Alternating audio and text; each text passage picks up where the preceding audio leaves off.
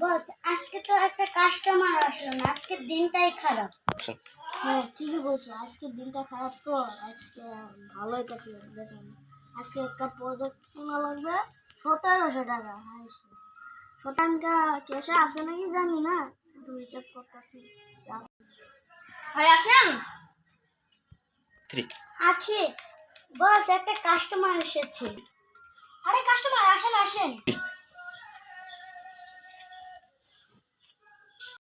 ভাই আপনার দোকানে কি কলম পাওয়া যাবে? হ্যাঁ ভাই, কলম আছে। আপনার কয়টা কলম কিনবেন?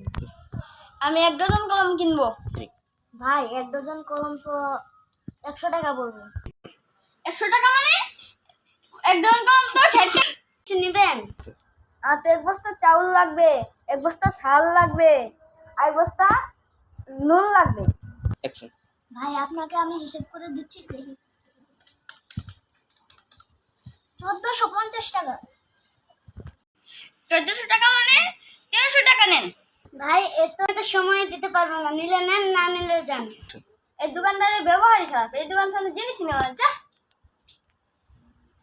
একটা কাস্টমার পেলাম, ওটাও চলে গেল। আসলে আজ আমাদের কপালটাই খারাপ। একটা কাস্টমার আসলো গেল।